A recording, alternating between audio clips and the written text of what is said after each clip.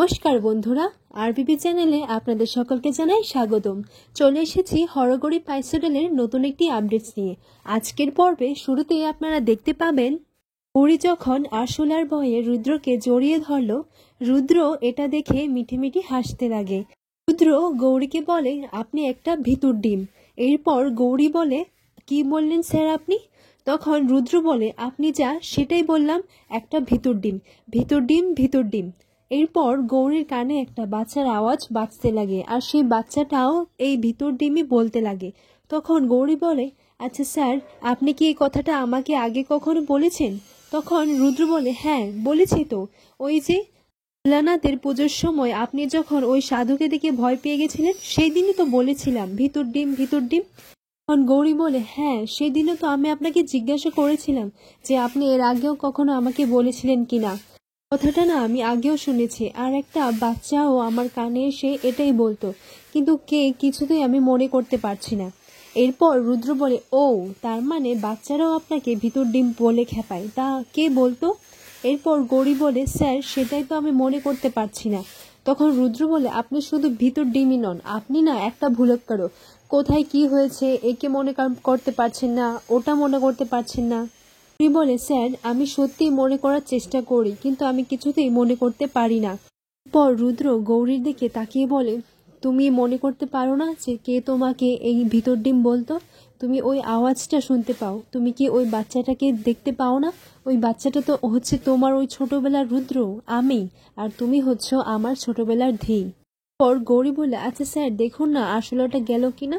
তখন রুদ্র বলে, আচ্ছা সেদিন তো আপনি ওই গুন্ডাদেরকে এত ভাবে পিটিয়েছেন, আর আজকে একটা আরশোলা দেখিয়ে ভয় পেয়ে গেছেন। তখন গৌরী বলে, স্যার আসলে আমি আরশোলাকে না ভয় পাই। রুদ্র গৌরীকে বলে, আচ্ছা ঠিক আছে, আমি আপনাকে সাহায্য করব, আপনার অতীত মনে করিয়ে দেওয়ার, আপনার পুরনো স্মৃতি ফিরিয়ে দেওয়ার। এরপর গৌরী বলে, আপনি কিভাবে সাহায্য করবেন স্যার? রুদ্র তখন মনে মনে এটাই ভাবতে লাগে যে আমি তোমার স্মৃতিগুলো ফিরিয়ে দেব, তুমি যে আসল ধী সেটা তোমাকে মনে করিয়ে দেব। পর গৌরী বিছানা থেকে নামতে গেলে রুদ্র বলে, দেখবেন আসলাটা কিন্তু এখানেই আছে, বরং এক কাজ করো, তুমি না এখানেই শুয়ে পড়ো। এরপর গৌরী বলে, স্যার হঠাৎ করে আপনি আমাকে তুমি বলছেন কেন? তখন রুদ্র বলে, না আসলে বাড়ির সবার সামনে তোমাকে তো তুমি করে বলি, তাই হয়তো বেরিয়ে পড়েছে। আমি আপনাকে যদি তুমি করে বলি তাহলে আপনার কোনো সমস্যা আছে? বলে, না স্যার। এরপর রুদ্র বলে, তাহলে ঠিক আছে, তুমিও আমাকে তুমি বলবে। এরপর গৌরী বলে, না স্যার আপনি তো আমার স্যার, আর আমি আপনাকে কি করে তুমি বলবো? পর রুদ্র মনে মনে বলে, এই পাঁচিলটাই তো আমার সব থেকে আগে ভাঙতে হবে। পর গৌরী যখন বিছানা থেকে নামতে চায় তখন রুদ্র বলে, ওই তো আরেকটা আসলে ওইদিকে। তখন রুদ্র বলে, এই তো এখনই তো গেল। গৌরী বলে, তাহলে আমি এখন কি করে ঘুমাবো স্যার? তখন রুদ্র বলে, কেন আপনি এখানেই শুয়ে পড়ুন, আর আফটার অল আমরা তো স্বামী স্ত্রী, আর স্বামী স্ত্রী তো একসাথেই শুই তাই না? তখন গৌরী বলে, স্যার তাহলে আপনি আমার থেকে দূরে দূরে থাকবেন, আমার পাশে আসবেন না। এরপর রুদ্র বলে, সেই দায় কিন্তু আমি নিচ্ছি না, কারণ ঘুমের ঘোরে কার হাত পা কোথায় চলে যায় সেটা তো ঠিক থাকে না। আর গৌরী বলে, থাক তাহলে আমি নিচে শুয়ে পড়ব। তখন রুদ্র বলে, আর আরশোলা? এরপর রুদ্র তাদের মাঝখানে একটা বর্ডার তৈরি করে দেয়। রুদ্র বলে, এখন তো আপনার কোনো চিন্তা নেই, এখন শুতে পারেন। রুদ্র গৌরীর দিকে তাকিয়ে এটাই ভাবতে লাগে, তুমি যদি সত্যিই আমার ধী হও তাহলে তুমি আমার দিকে ফিরবেই। পর দেখা যায় গৌরী সত্যি সত্যি রুদ্রর দিকে ফিরে যায়, আর তখনই রুদ্র গৌরীর দিকে তাকিয়ে সে আবারও তার স্বপ্নের দুনিয়ায় চলে যায়। একদিন সকালে দেখা যায় যে বাড়িতে গণেশ উৎসব পালন করা হচ্ছে। সবাই জোরসোর করে আনন্দে উল্লাসে গণেশ ঠাকুরের উদযাপন করেছেন। এরপর দেখা যায় রুদ্র ঠাম্মিকে বলে, আচ্ছা ঠাম্মি, আজকে তো বাড়িতে এত বড় একটা পুজো আছে, তাহলে খাওয়া দাওয়াটা কি হবে শুনি? তখন ঠাম্মি বলে, তুই তো এরকম পুজো আর্চায় বিশ্বাস করিস না, আর আজকে তুই পুজো আর্চায় কি কি রান্না হবে সেটা জিজ্ঞাসা করছিস কেন? বউ বুঝি শিখিয়ে দিয়েছে? তখন রুদ্র বলে, ঠাম্মি তুমিও না, আচ্ছা তুমি এখানে এসো, আমার সাথে বসো, চা খাবে তো? এরপর ঠাম্মি বলে, আমার যখন চা খাওয়ার হবে আমি তখন ঠিক খেয়ে নেবো, তোকে এত ভাবতে হবে না। আর আজকে হঠাৎ তোর কি হলো? হ্যাঁ, এর কথাই বুঝি এখন ঠাকুরের উপর ভরসাও করতে শিখেছিস? তখন রুদ্র মনে মনে এটাই বলে, আমার ঠাকুরের সাথে আর কোনো ঝগড়া নেই ঠাম্মি, ঠাকুর তো আমার ধিকে আমার কাছে ফিরিয়ে দিয়েছে। ঠাম্মি তুমি আমার উপর যতই রাগ দেখাও না কেন, যেদিন আমি সবার সামনে প্রমাণ করে দেব যে আমার বই হচ্ছে আসল ধী। সেদিন তোমরা বুঝতে পারবে, সেদিন তোমরা বুঝবে যে তোমরা কত বড় ভুল করেছো, আর সেই দিনটা খুব তাড়াতাড়ি আসবে। এই পিয়া বলে মেয়েটা যে তোমাদেরকে ঠকাচ্ছে সেটাও আমি খুব তাড়াতাড়ি প্রমাণ করে দেব। পর রুদ্র ঠাম্মিকে নিয়ে বসায়, আর রুদ্রর মাকে বলে, আচ্ছা মা, ঠাম্মি আর আমাকে একটু চা দাও তো। তখন ঠাম্মি বলে, আচ্ছা তোকে কি তোর বউ এইসব শিখিয়ে দিয়েছে নাকি, যে আমাকে একটু পরোয়া করতে, তোয়াজ করতে, তাতে যদি আমি তোর বউকে মেনে নিই? শোন, এরকম যদি ভেবে থাকিস না তাহলে কিন্তু এরকম হচ্ছে না। পর রুদ্র ঠাম্মিকে বলে, ঠাম্মি আজকে তো আমাদের বাড়িতে সিদ্ধিদাতার পুজো, তাই আজকে এই ভালো একটা দিনে আমি চাইছি যে তোমার আর আমার মধ্যে যা ভুল বোঝাবুঝি আছে সেটা আমি মিটমাট করে নিই। আর আমি মানছি যে আমার দ্বারা একটা ভুল হয়ে গেছে, আর সেই ভুলটাই আমি শুধরাতে চাই। সমস্ত কথা শুনে রুষা বলে, কি রে ভাই, তোর আজকে হঠাৎ করে কি হয়েছে, তুই এরকম কথা বলছিস? এরপর রুদ্র বলে, কেন, আমি কি এরকম বলতে পারি না? তখন রুদ্র বলে, আমার কিছু হয়নি, আসলে আমি বুঝতে পেরেছি, আম্মির কথা না শুনে যে আমি কত বড় ভুল করেছি সেটা আমি বুঝতে পেরেছি। আর আমার থেকে বেশি ঠাম্মিকে আর কেউ ভালোবাসে না, তাই না ঠাম্মি? এরপর ঠাম্মি বলে, হ্যাঁ তাই। এরপর রুদ্র ঠাম্মিকে জিজ্ঞাসা করে, আচ্ছা ঠাম্মি, তুমি আমার কাছ থেকে কি চাও বলো, তুমি যা চাইবে আমি তাই দেব। পর ঠাম্মি বলে, আমার তো একটাই চাওয়া আছে, আমি তো সবসময় চেয়েছিলাম যে তোর আর দিদি ভাইয়ের বিয়েটা যেন হয়। এরপর রুদ্রকে বলে, কি রে রুদ্র, তুই বিয়েটা করবি তো? এরপর রুদ্র ধিকে বলে, কি রে ধি, চল আয়, তুই আমার সাথে বস, তোর সাথে কিছু কথা আছে। এরপর এটা শুনে পিয়া মনে মনে এটাই বলতে লাগে, এ রুদ্র আমাকে কি না তার নিজের কাছ থেকে দূরে সরিয়ে দিয়েছিল, আজকে সেই রুদ্র বলছে যে ওর পাশে গিয়ে বসতে, আর ও আমাকে বিয়ে করার কথাও বলছে।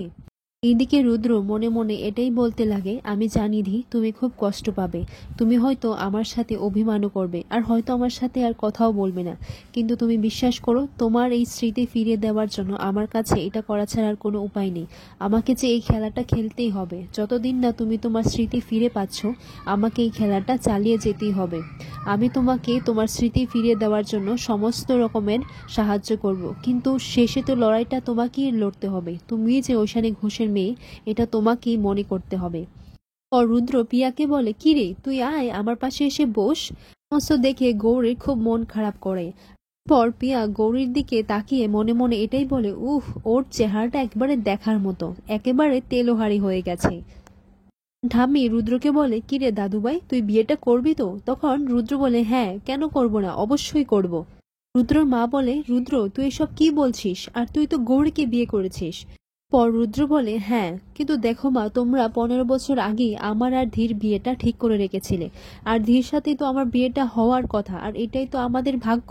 রুদ্রর মা বলে, বিয়েটা একটা ছেলে খেলা নয় রুদ্র, আর তুই তো গৌরীকে ভালোবেসে বিয়ে করেছিস, এখন তুই বলছিস যে তুই ধীকে বিয়ে করবি। এরপর গৌরী এইসব শুনে মনে মনে এটাই ভাবতে লাগে, কালকে রাতের মানুষটা আর এখনের মানুষটা যেন খুব পাল্টে গেছে। তখন রুদ্রর মা বলে, তোর যেহেতু ধিকে বিয়ে করা ছিল, তাহলে তুই আমাদের সবার অমতে গিয়ে গৌরীকে কেন বিয়ে করতে গেলি? তখন ঠাম্মি বলে, বৌমা, রুদ্র যখন তার আবার মতিটা ফিরে পেয়েছে, তাহলে ও যখন নিজের ইচ্ছে থেকে ধিকে বিয়ে করতে চাইছে, তাহলে তুমি এতে আপত্তি করছো কেন, আর ব্যাগরা দিচ্ছ কেন? আর আমরা তো এই বিয়েটা 15 বছর আগেই ঠিক করে রেখেছিলাম, দুজনের পরিবারের কাছে আমরা একে অপরের প্রতিশ্রুতি দিয়েছিলাম। রুদ্র বলে, 15 বছর পর যখন মহিষ্মতি ধিকে এই বাড়িতে নিয়ে এলো, তখন তোমরা সবাই তো এটা মেনে নিলে যে ওই হচ্ছে আসল ধি, কিন্তু আমার না কোথাও একটা খটকা ছিল, ছোটবেলা ধিয়ের সাথে আমি এই ধীর কোনো মিল খুঁজে পাচ্ছিলাম না, আর গৌরীর সাথে আমার ধিয়ের কিছু মিল পাচ্ছিলাম, তাই আমি গৌরীকে ভালোবেসে ফেলেছিলাম। তো আমি এটা বুঝতে পেরেছি যে আমি আমার ধীর জায়গা কখনোই কাউকে দিতে পারবো না, আর আমার স্ত্রী হওয়ার যোগ্য একমাত্র আমার ধীয়ের, আর কারণ নয়, আর আমি শুধুমাত্র আমার ধীকেই ভালোবাসি। পর গৌরী মনে মনে এটাই ভাবতে লাগে, এইসব স্যার কি বলছেন, স্যার তো আমাকে কখনো ভালোবাসেনি, আর স্যার তো আমাকে এই বিয়েটা করেছেন কারণ এই বিয়েটা তো একটা কন্ট্রাক্ট ছিল।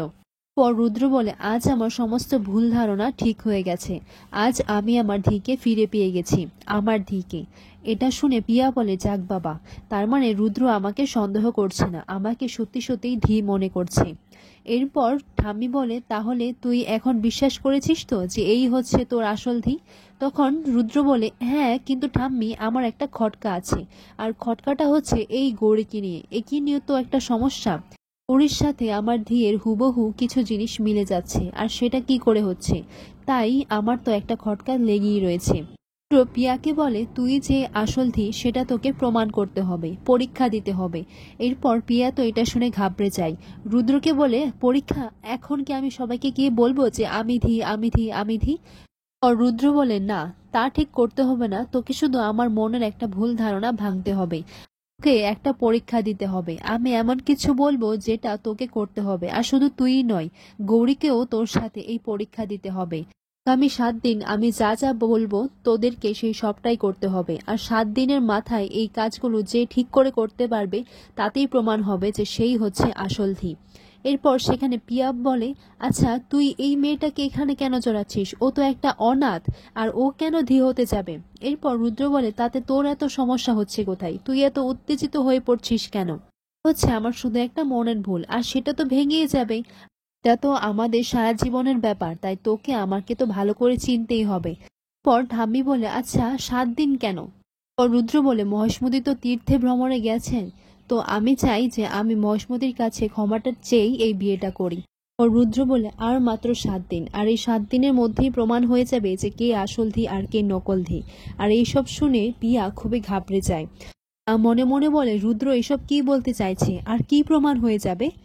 পর রুদ্র মনে মনে এটাই বলতে লাগে, আমার হাতে আর মাত্র কটা 7 দিন বাকি আছে। এই 7 দিনের মধ্যে আমাকে যা করার করতে হবে। এই 7 দিনের মধ্যেই তোমাকে এটাই মনে করিয়ে দিতে হবে যে তুমিই হচ্ছ আমার আসল ধী। এখানেই আজকের পর্বটি শেষ হয়। আগামী পর্বে দেখা যায় রুদ্র পিয়াকে বলে, তোকে একটা কাজ করতে হবে, আমি তোদের দুজনকেই একটা কাজ দেব, তোদের দুজনকেই রান্না করতে হবে, আর সেটা মাটির উনুনে, আর মাটির উনুনটা কিন্তু তোদেরকেই বানাতে হবে। এরপর রুদ্রর বাবা বলে, আচ্ছা ঠিক আছে, আমি বাগান থেকে মাটি নিয়ে আসছি। পর গৌরী বলে, না, বাগানের মাটি দিয়ে তো উনুন হবে না। এরপর রুদ্রর বাবা বলে, কেন? পর গৌরী বলে, হরগৌরী পাইস হোটেলের মাটির উনুন তো গঙ্গার মাটি দিয়ে হতো, আর সেটা তো ওখান থেকেই আনতে হবে। তখন এইসব শুনে রুদ্র তো খুবই খুশি হয়। আর রুদ্রর মা গৌরীকে জিজ্ঞাসা করে, আচ্ছা গৌরী, তুই কি করে জানলি যে হরগৌরী পাইস হোটেলের উনুন গঙ্গার মাটি দিয়ে হয়? এটা শুনে পিয়া ভয় পেয়ে যায়।